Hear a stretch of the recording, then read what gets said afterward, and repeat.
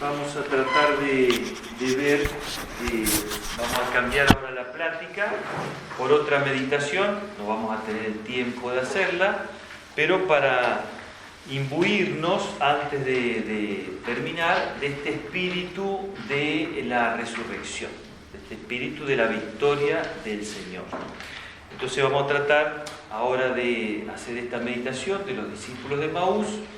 Esta tarde tenemos una meditación más antes de la misa, que ahí haremos la aparición a María Magdalena, el encuentro con María Magdalena, y después en la misa una breve meditación sobre la contemplación para alcanzar amor, que es la última, ¿no? Es como la frutillita del postre, tratando de optimizar el tiempo lo más posible, ¿no? Esta aparición del Señor está en Lucas capítulo 24, a partir del versículo 13.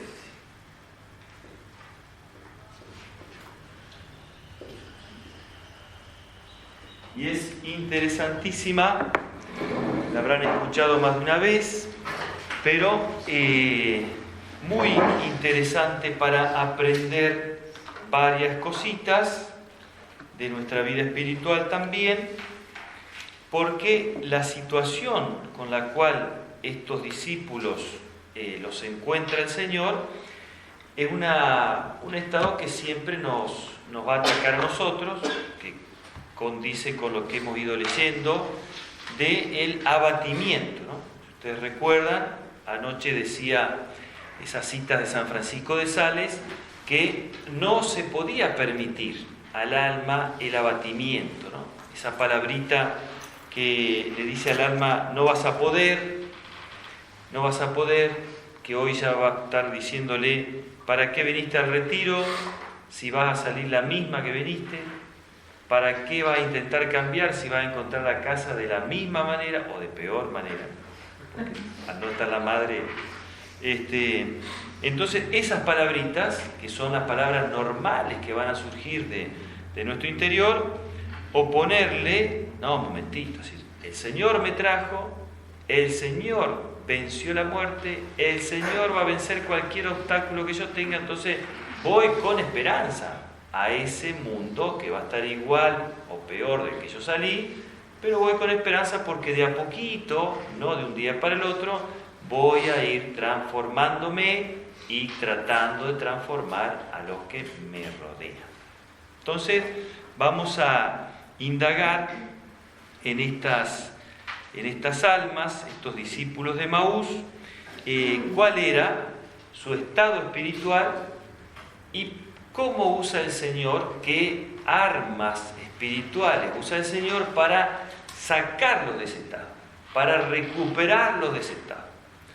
Entonces, lo primero que vemos en ellos es el abatimiento, ¿no? El abatimiento. Porque cuando el Señor se le aparece y le pregunta, se le hace encontradizo, le preguntan, ¿de qué hablaban en el camino?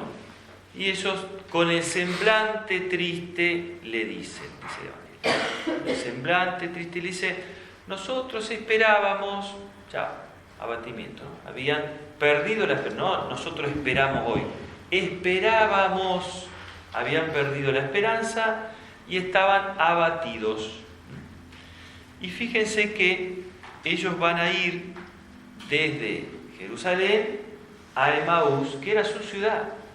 ¿Por qué se van a Emaús? Si el Señor le dijo, espérenme que yo voy a venir. Porque frente al abatimiento tratan de buscar un consuelito humano. No nos quedemos quedar acá porque se va a venir la persecución, no nos quedemos quedar acá porque estamos desalentados, los discípulos, los apóstoles se fueron cada uno a su lugar, ¿qué nos vamos a quedar haciendo nosotros? Pero el Señor nos dijo, no, vamos a buscar un lugar conocido, vamos a volver a lo que nosotros conocemos. Entonces bajaban a Emaús. Esa es la tentación del alma cuando el Señor la pone en esa desolación que decíamos, vuelvo a una pequeña cosa. En vez de quedarme, esperar, que al que esperó justamente, como María Magdalena, por ejemplo, que lo vamos a ver después, el Señor se le reveló la primera, porque esperó. Su corazón estuvo atento, porque dijo, el Señor al tercer día resucitará. Y el corazón amante de María Magdalena no podía, ya de la desesperación, de ir a buscarlo al sepulcro. Esperó. Estos no tuvieron esa paciencia. Frente a esa desolación, buscaron el consuelito de irse a su pueblo, a Emaús. Fíjense que con esto contradicen a San Ignacio. No habían leído nada de San Ignacio, no habían hecho ningún retiro ignaciano, no sé cómo, que nos decía que en tiempos de turbación no tenemos que hacer cambios. Ellos hicieron cambios, no, hace 3 meses que estamos en Jerusalén, ahora que estamos perturbados nos vamos a ir. No, quédate en el lugar donde estabas, no hagas cambio. No hacer cambio, no... También no cumplen otra cosa de San Ignacio, que es, se quedaron solos con el problema. Venían masticando su problemita, solitos, no se lo comentaron a nadie. Hubieran ido a la Virgen, hubieran dicho, señora, mire, ¿es verdad que su hijo, usted cree que su hijo va a cumplir lo que prometió? Lo hubieran comentado a alguien, claro. O con alguien un poquito más ferviente que ellos. No, deciden solitos cargar con su problema y que en Emaús lo van a solucionar. Error, porque en el camino Mandinga le siguió hablando y el tipo cada vez más desesperado, desilusionado, porque iban hablando entre ellos, cuando se le apareció el Señor, de todas las cosas que aparentemente no habían pasado. Entonces se iban dando manija mutuamente, ¿no? Se iban desalentando, es lindísimo, desaliento mutuo, ¿no? Entonces se tragaban el problema, no lo comentaban a nadie. Por lo tanto, ese abatimiento que sugiere al alma una cierta tristeza, esa tristeza lleva a encerrarse sobre uno mismo. La tristeza es malísima consejera, por eso tenemos que tratar de salir lo antes posible de los estados de tristeza, si es que podemos. Hay estados de tristeza que vienen por cierta incapacidad humana, porque tengo una tendencia a la depresión, por ejemplo. Pero yo ese estado de tristeza lo puedo llegar a sobrellevar con una voluntad firme, decir, Señor, te ofrezco este estado de tristeza. De hecho hay un ejemplo, pero debe haber más de uno, de un sacerdote italiano que vivió todo su sacerdocio con una depresión terrible, gravísima. Le daba una parroquia, a los 3 meses ese pequeño esfuerzo lo tiraba en la cama, meses en cama, deprimido, pero ofreciendo su depresión por su parroquia.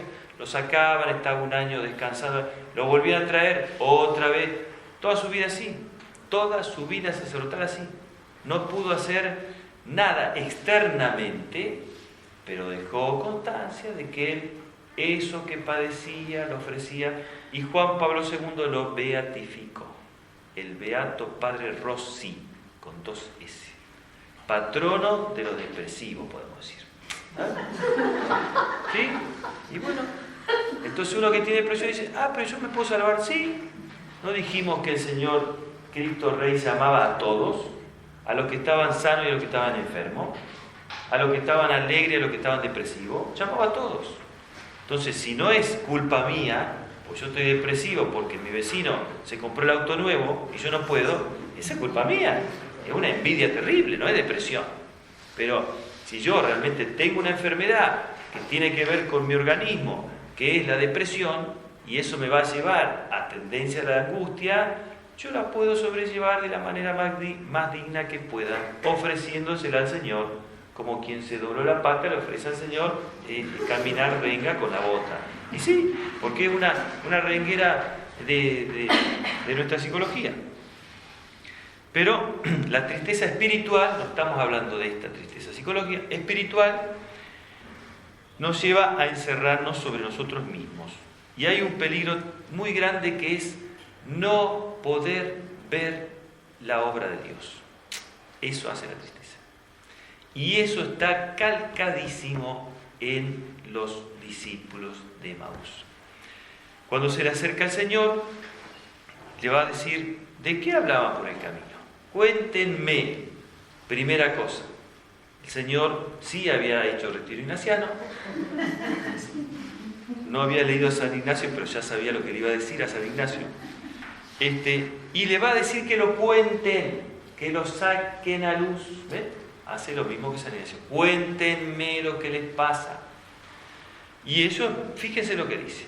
Le van a dar todos los rasgos de la resurrección, pero la conclusión va a ser errónea. Dice, de Jesucristo, poderoso, un profeta poderoso en obras y en palabras, ¿no? Ya están diciendo que era una persona que tenía poder.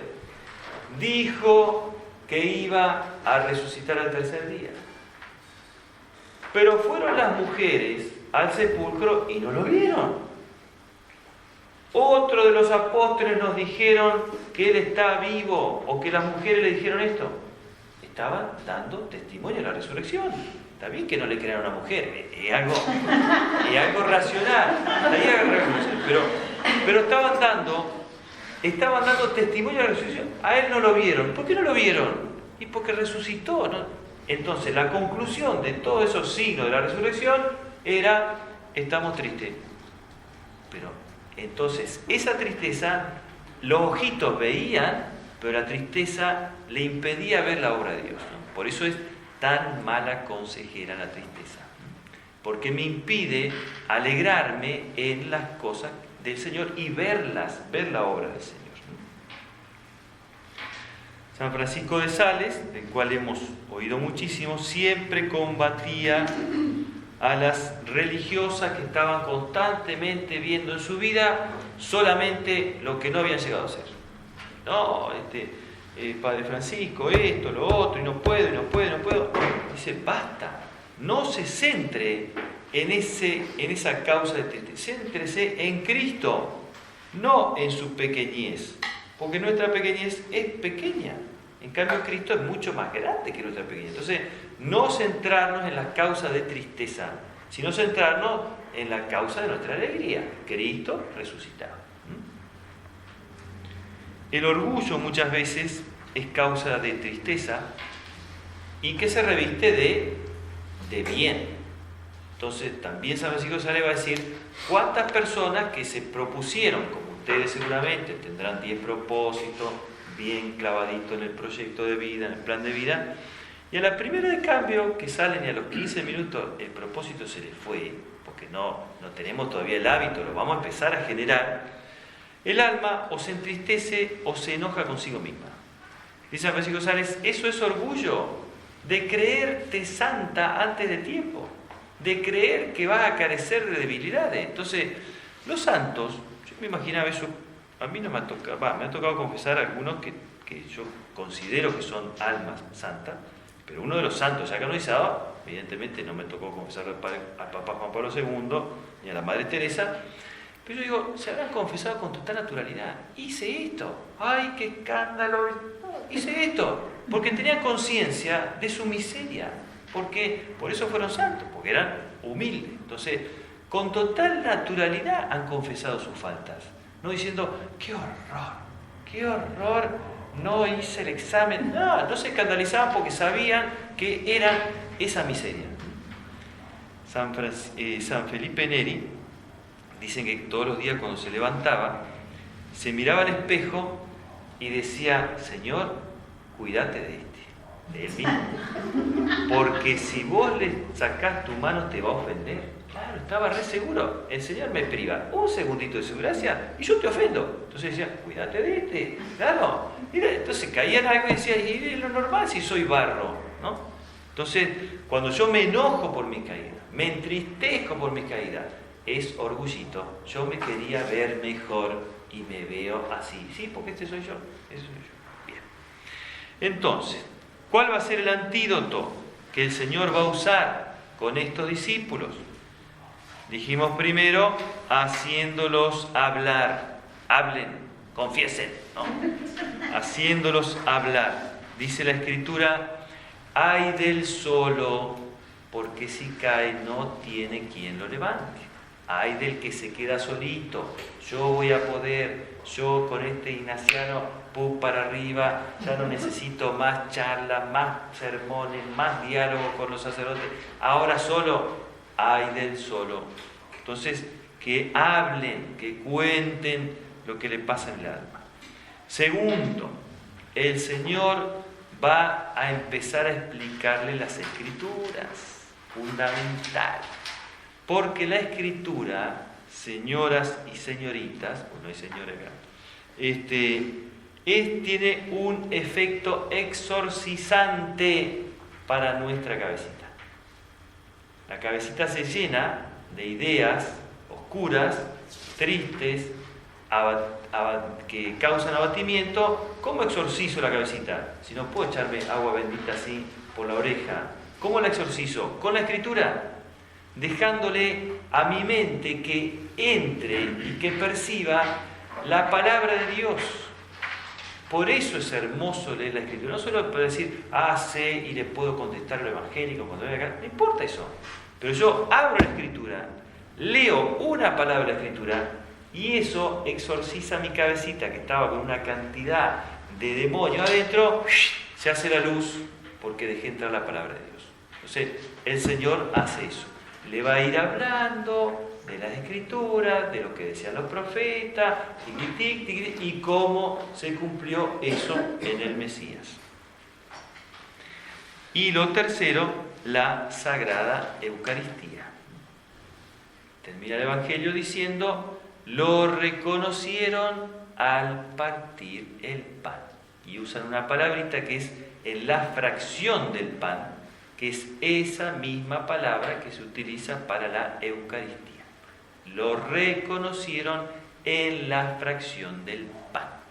Por eso, en los momentos más difíciles, en los momentos de más, yo me alejo de Dios para que cuando esté bien vuelva. No, en ese momento me tengo que acercar a alimentarme ante la presencia del Señor en el sagrario. El cura de Ars dice, hablando de la oración en general, pero lo aplicamos también, obviamente, la oración frente al sagrario, dice, en la oración bien hecha, las penas se derriten como la nieve frente al sol. No dura nada, pedacito de nieve, le da el sol 2 minutos y se derrite. Entonces todo ese peso que yo traía, basta con abrir la puerta de una iglesia, de una capillita de adoración, de estar frente al sagrario y les puedo asegurar que se fuman, porque no eran tan grandes como parecían. Entonces, frente a la Eucaristía, se les abrieron los ojitos y se va a decir eso que decíamos vez pasada, cómo no ardía nuestro corazón cuando nos explicaba la Escritura, ¿no? Y ahí el Señor desapareció, ¿no? Ellos le van a hacer un pedido muy lindo, que nosotros también lo podemos considerar, que es cuando el Señor hace el ademán de seguir adelante, ellos entraban al pueblo, dice, Señor, quédate con nosotros, porque el día ya se acaba. Eso le pedimos nosotros también. Señor, quédate con nosotros. Estoy terminando el día con sus cosas lindas, sus cosas feas, pero quiero terminarlo con vos. ¿Vieron cuando ya se va serenando todo al atardecer o a las 12 de la noche? No sé, a la hora que más o menos se vaya serenando. Señor, quiero terminar el día con vos. Quédate. Que lo último del día no sea la serie de Netflix, por favor, porque Netflix no va a hacer nada de ustedes. No, quédate Netflix con nosotros.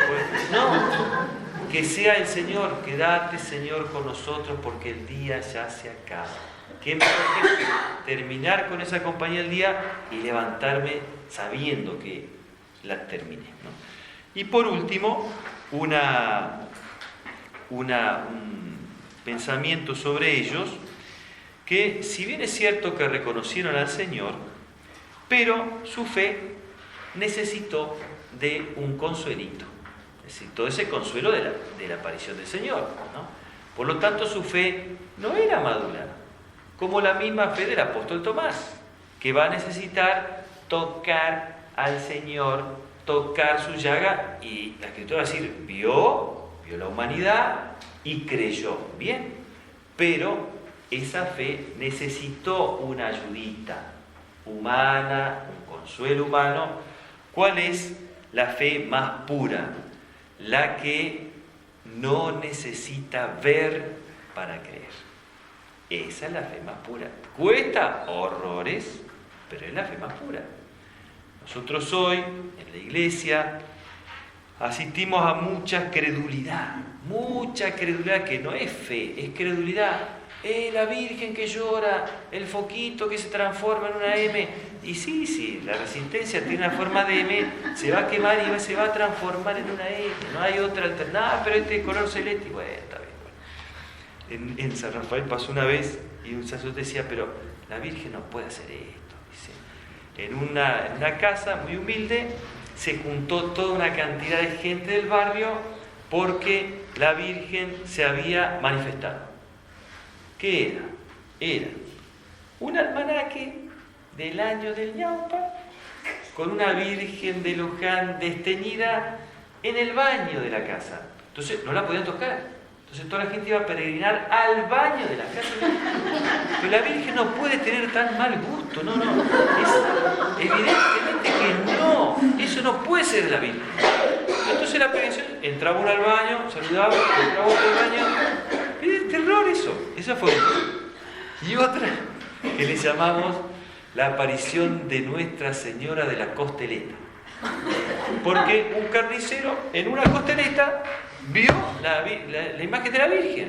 Entonces quedó Nuestra Señora de la Costeleta. Nadie quiere tocar esa costeleta.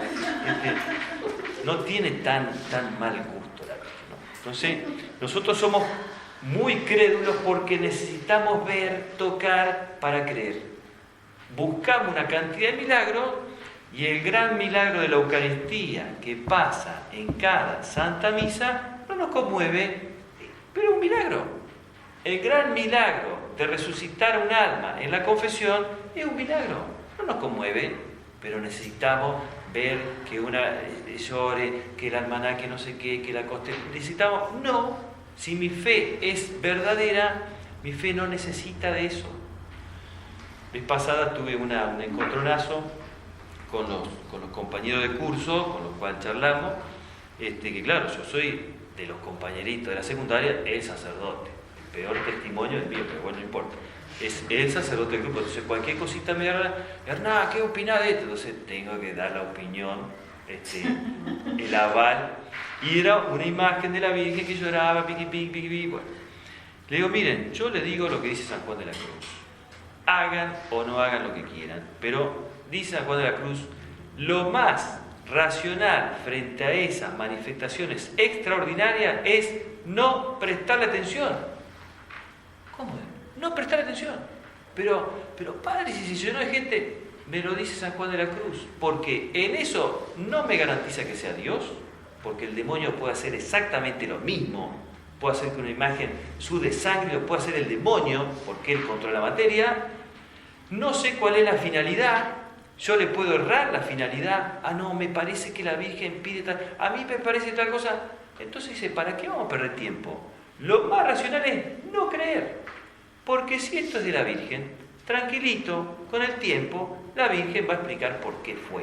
Por ejemplo, los patroncitos de Fátima. Cuando los patroncitos fueron al cura y el cura no les creyó, está bien eso. Uno tiene la gana de zamparle un garrotazo en la cabeza, che, no le creíste, porque ahora sabemos que era verdad. Pero el cura decía, siguiendo a San Juan de la Cruz, a estos vagos no les creo, porque no voy a creer en manifestación extraordinaria. Ahora, si después le pedí esa manifestación, decirle al párroco que venga, que yo le voy a mostrar un sol que empieza a dar vuelta, y que viene, y que se va, y que eso lo vieron miles de personas, y que los testimonios y las profecías que dieron se cumplieron. Ahí sí la iglesia dice, ojito que esto puede llegar a ser. Pero lo más normal es que yo diga, esto extraordinario no me alimenta la fe. Yo voy a seguir creciendo en las manifestaciones de Dios ordinarias, en cada día, en el presente, como decíamos, en ese sacramento que es el momento presente, en la Eucaristía, en la Sagrada Escritura, en la presencia de Dios cuando me confieso. En eso voy a creer que es la fe más pura.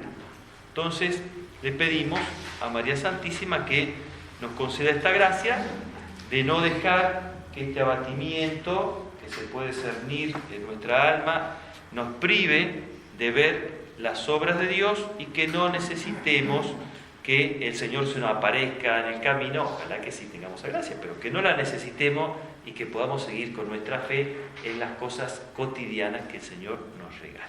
Que así sea.